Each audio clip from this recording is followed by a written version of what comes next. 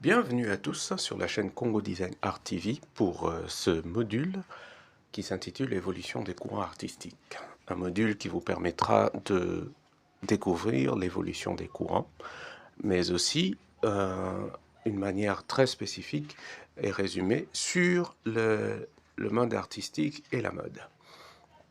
Donc ce module concerne, vous permettre de prendre connaissance des œuvres remarquables du passé, tout en mettant un accent particulier sur l'évolution du costume et de la mode vestimentaire à travers le temps.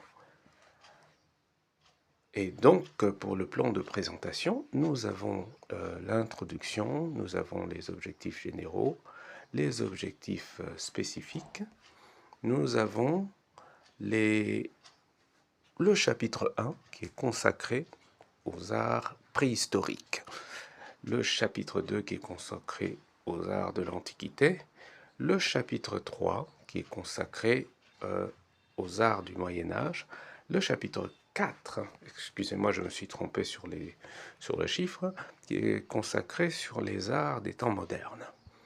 Alors sans plus tarder, nous allons commencer par le premier, qui n'est rien d'autre que les arts de la préhistoire. Alors, qu'est-ce qui est à retenir sur la préhistoire? Nous avons les différentes parties. En premier lieu, le paléolithique, c'est-à-dire 7 millions d'années, entre 7 millions d'années et 9000 avant Jésus-Christ. Nous avons le mésolithique entre 10 000 ans et 8000 ans avant Jésus-Christ. Et nous avons le néolithique entre 5000 et 2500 ans avant Jésus-Christ. Et voici les trois plus grandes périodes de la préhistoire. Et nous allons directement aller au paléolithique. Le paléolithique, c'est, en petit résumé, ça désigne l'époque de la préhistoire durant laquelle l'homme ne vivait que de la chasse et de la cueillette. Dès les premiers outils, et là on voit les outils qui ont été créés dans le paléolithique, c'est les galets aménagés. Et donc ces galets, ce sont des petites pierres qui permettaient à l'homme de pouvoir couper, ou pouvoir chasser, et pouvoir même trancher ou grimper ou couper d'autres éléments. Alors, nous avons différentes tailles de galets, et dans ces galets, tels que les images vous pouvez regarder, vous avez le fils de type de galet qui se trouve dans des musées, et après nous avons continué avec cette période. C'est à cette période qu'apparaît l'aiguille à chat. Ça, c'est un élément important de la mode. Alors, l'aiguille à chat, c'est cette aiguille que nous utilisons aujourd'hui actuellement en acier trempé qui sert d'élément de couture dans nos machines à coudre, mais ses origines remontent au paléolithique avec des os. On taillait les os de manière spécifique, les os d'animaux, et on perçait le trou. Le trou que vous voyez sur l'aiguille s'appelle un chat, C-H-A-S. C'est très important au niveau de la mode, parce que c'est à cette période qu'on a commencé à confectionner d'abord les fourrures avec l'aiguille à chat. Nous continuons dans le paléolithique avec cette série que vous venez de voir d'aiguilles à chat, qui continue également si vous regardez les spécificités, vous avez tous ces éléments qui comptent. Nous sommes maintenant dans le mésolithique, et dans le mésolithique, c'est la période où l'on constate l'évolution du mode de vie de l'homme.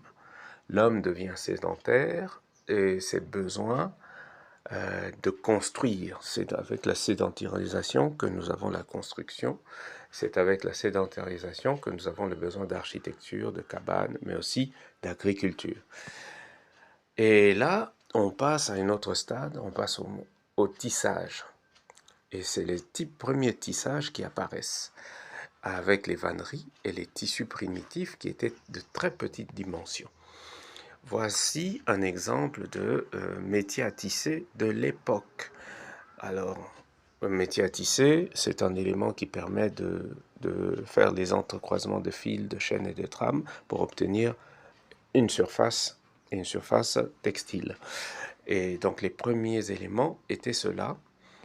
Et vous avez ici une image sur les premiers tissages tels qu'ils étaient faits à l'époque, et avec également les premiers éléments en galets. Et là, nous entrons dans le néolithique.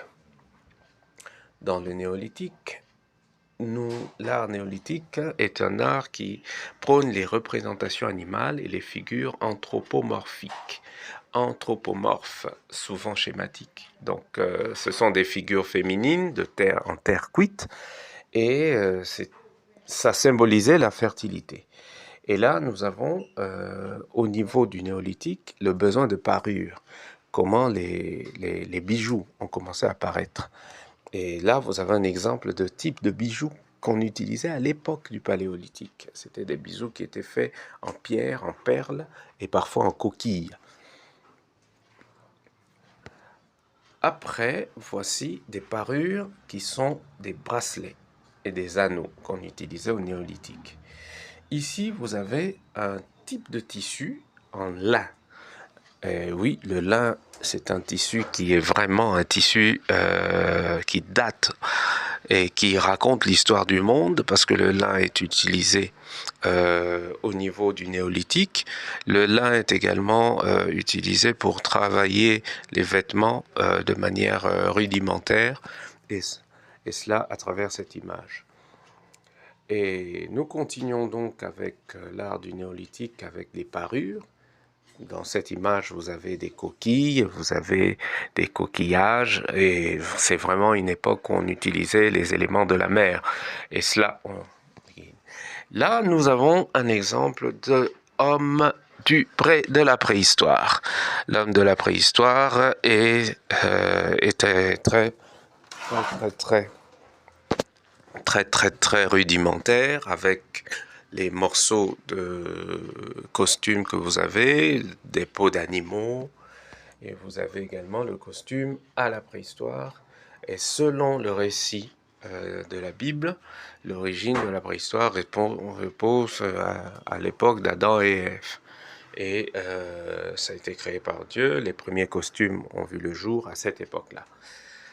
Et d'après les recherches, vous avez les vêtements de cuir, vous avez les fourrures, vous avez les premiers éléments de la préhistoire qui datent du paléolithique et qui permettent de se rendre compte de comment l'évolution a été parmi nous. Voici une notion sur le costume. Alors, c'est quoi le costume? Le costume, c'est un mot qui tire son origine de l'italien, qui étymologiquement veut dire habit de coutume. Un habit de coutume. L'habit de coutume, et cet habit de coutume était réservé d'abord aux hommes. Alors, depuis les temps anciens, l'homme a toujours senti le besoin de se vêtir, même si dans la plupart des cas, c'était pour des raisons divergentes. Au départ, l'habillement était très rudimentaire. Ça se limitait simplement à satisfaire le besoin de protection. Nous avons 4 fonctions d'un vêtement, et parmi les fonctions qui étaient les plus privilégiées à l'époque de la préhistoire, c'était la protection. Il fallait se protéger contre les intempéries. Et donc, contre les intempéries, au fil du temps, l'évolution du monde va se développer et s'exprimer à travers des tenues somptueuses. Donc là, nous avons le besoin d'élégance. Alors voilà à peu près le schéma des vêtements de cette époque-là. Donc c'était un large tissu, un tissu qui était emboîté au niveau de l'épaule et qui reposait sur aucune couture, aucun élément d'assemblage, si ce n'est le nœud. Alors, deuxième notion sur le costume, ce sont les catégories de costumes. Ici, nous allons voir l'étude des origines et de l'évolution du costume qui montre la variation permanente du costume dans les différents milieux à travers 10 000 ans d'histoire. Ce n'est pas comme rien, les modalités vestimentaires se réduisent à 5 principes archétypes. Un archétype, c'est un ensemble de costumes, de caractéristiques principales de costumes. Premier archétype, vous avez le costume drapé. Le costume drapé, ça consiste à l'enroulement de la peau et d'une pièce autour du corps, tel que vous veniez de le voir précédemment. Vous avez le costume enfilé. C'est fait de pièces de peau qui sont trouées pour permettre le passage de la tête et des épaules. Voilà, vous avez quelques exemples, la huque du Moyen-Âge, le poncho mexicain et les sacs poubelles. Les sacs poubelles font partie des costumes enfilés. Nous avons le costume cousu et fermé, donc avec plusieurs pièces qui comportent des manches. Vous avez les tuniques, les blouses, les chemises, etc., etc. Et là, après, vous avez le costume cousu et ouvert, parce qu'il y a le cousu et fermé et le cousu et ouvert. Là, c'est plusieurs pièces assemblées dans le sens de la longueur, croisées sur le devant et superposées. Et vous avez le dernier qui est le costume fourreau, ajusté près du corps, moulant et surtout aux jambes. Ça, c'est un élément très essentiel. Alors, pour terminer la préhistoire, vous avez la tête de l'homme préhistorique. Désolé, il n'est peut-être pas noir, mais bon, peut-être pas asiatique. Mais voilà, c'est la tête de l'homme préhistorique. Donc, vous conviendrez avec nous que l'art de la coiffure était également très recommandé à cette époque-là. Une jolie barbe et jolie coiffure. Nous continuons avec cette image du costume de la préhistoire, qui est aussi tout à fait importante. Vous avez le chapeau de fourrure d'ours, vous avez la hache, une hache à cuivre, vous avez des poches, vous avez des collants en peau de chèvre, donc vous avez également des flèches et des galets. Voilà à peu près, à l'époque de la chasse et de la cueillette, comment le costume était vécu. Les gens s'habillaient de peau et de pelletterie, peau garnie de poils, pour utiliser comme des cache-sexe ou des pagnes. Très tôt, le costume a pour but d'exprimer des sentiments de puissance. La puissance, l'événement, le rang et l'autorité. Et donc, nous allons passer à notre chapitre 2, les arts de l'Antiquité. Alors, si vous avez apprécié, vous pouvez vous abonner et partager la vidéo avec Kim. Rendez-vous pour les arts de l'Antiquité à la prochaine vidéo.